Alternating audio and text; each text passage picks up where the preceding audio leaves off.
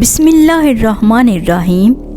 اللہ تعالیٰ کے برگزیدہ پیغمبر حضرت یوسف علیہ السلام کا ذکر قرآن پاک میں تفصیل سے آیا ہے، لیکن آپ کی وفات اور تدفین کے حوالے سے قرآن پاک میں واضح ذکر موجود نہیں ہے، جبکہ روایات میں آتا ہے کہ حضرت یوسف علیہ السلام کو دریائے نیل میں دفن کیا گیا۔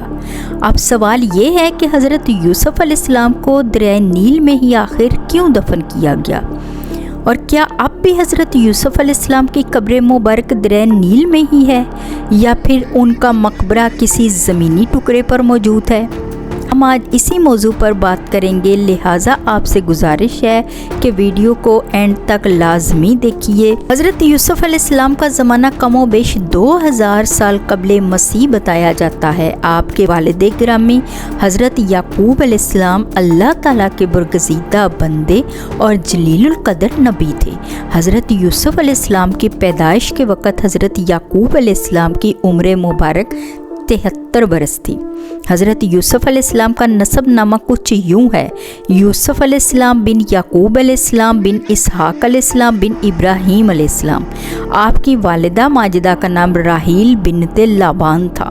والدین کو آپ سے بے پناہ محبت تھی۔ نبوت کی چمک اوائل عمر سے ہی آپ کی پیشانی سے جھلک رہی تھی اور اسی نور نبوت کا حصہ تھا۔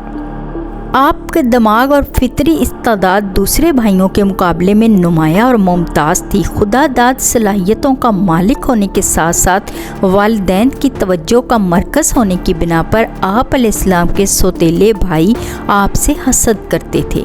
قرآن پاک میں ایک مکمل سورت حضرت یوسف علیہ السلام کے نام نامی سے منسوب ہے، جس میں آپ کے حالات زندگی کا تذکرہ ہوا ہے۔ حضرت یوسف علیہ السلام کے قصے کو قرآن مجید فرقان حمید میں احسن القصص کہا گیا ہے۔ یہ قصہ حضرت یوسف علیہ السلام کے ایک خواب سے شروع ہوتا ہے۔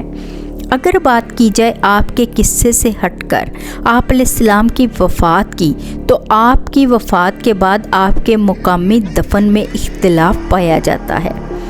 ہر گروہ اپنے محلے میں آپ کو دفن کرنا چاہتا تھا۔ آخر اس بات پر اتفاق ہو گیا کہ آپ علیہ السلام کو دریائے نیل کے بیچ میں دفن کیا جائے، تاکہ دریا کا پانی آپ کی قبر مبارک کو چھوتا ہوا گزرے اور تمام مصر والے آپ کے فیوز اور برکات سے فیض یاب ہوتے رہیں۔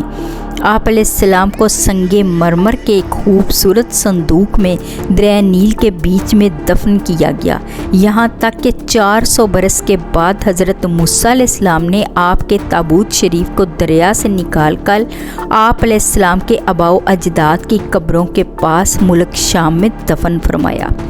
وفات کے وقت آپ کی عمر مبارک 120 برس تھی اور آپ کے والد محترم حضرت یعقوب علیہ السلام نے 741 برس کی عمر پائی۔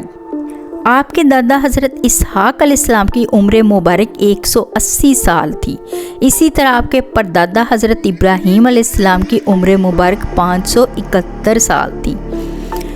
یہاں آپ سے ایک حدیث مبارک بھی شیئر کرتے چلیں کہ ابن ابی حاتم کی ایک حدیث ہے، نبی کریم صلی اللہ علیہ وسلم کسی عربی کے ہاں مہمان ہوئے، اس نے آپ کی بڑی خدمت کی۔ واپسی میں آپ صلی اللہ علیہ وسلم نے فرمایا، کبھی ہم سے مدینے میں آ کے مل لینا۔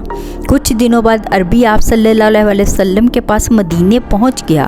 حضرت محمد صلی اللہ علیہ وسلم نے پوچھا کہ کچھ چاہیے؟ اس نے کہا کہ ایک اونٹنی دیجیے اور ایک بکری دیجیے جو دودھ دیتی ہو۔ آپ صلی اللہ علیہ وسلم نے فرمایا کہ افسوس تو نے بنی اسرائیل کی بڑیا جیسا سوال نہیں کیا۔ صحابہ کرام نے سوال کیا، یا رسول اللہ صلی اللہ علیہ وسلم، اسرائیل کی بڑیا کا کیا واقعہ ہے؟ اس پر آپ صلی اللہ علیہ وسلم نے فرمایا کہ جب کلیم اللہ بنی اسرائیل کو لے کر چلے تو راستہ بھول گئے، 1000 کوشش کی لیکن راستہ نہیں ملا۔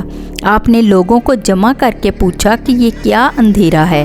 تو علماء بنی اسرائیل نے کہا کہ بات یہ ہے، حضرت یوسف علیہ السلام نے اپنے آخری وقت میں ہم سے عہد لیا تھا کہ جب ہم مصر سے چلے تو آپ کے تابوت کو بھی یہاں سے اپنے ساتھ لے کے جائیں۔